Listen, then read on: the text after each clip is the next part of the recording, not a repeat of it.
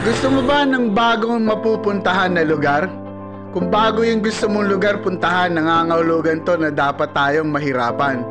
Matatakot tayo sa pupuntahan natin dahil malaki yung tsansa na hindi natin nalalaman kung ano yung hinaharap natin. Nakakatakot, di ba?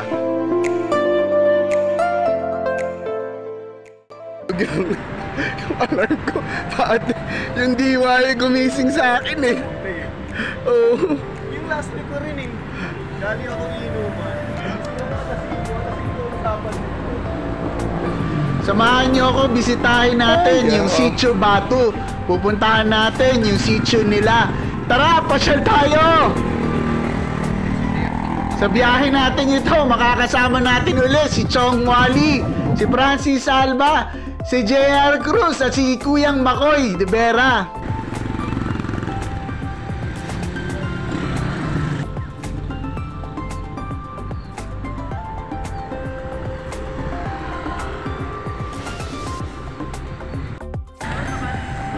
Ha?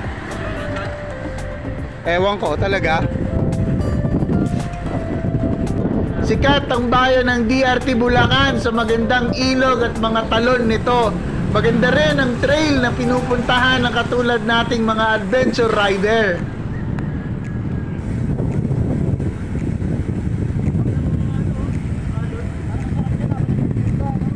Oh, lamig niyan. Buwan pa ng January nang bisitahin namin tong lugar na to. Sa aming pagpunta at pagbisita, habang dinabaybay namin itong Embalte, ma-action na kagad. Oy! Tayo na, higa oh. Yun lang, puta, bata. Ako bata, putang ina yun. Ako nakabike. Pagpasensyahan nyo na yung lingwahe na nabitawan ko.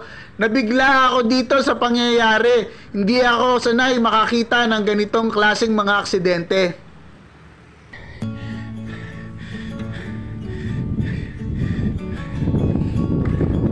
Mount Arayat. Malakabayong hingal kagad ang salubong sa atin.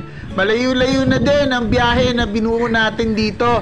Kaya ganito na lang ang hingal natin habang binabaybay natin itong akyat ng Camp Brihino. Wala. Maning-mani. Lakas. Nice.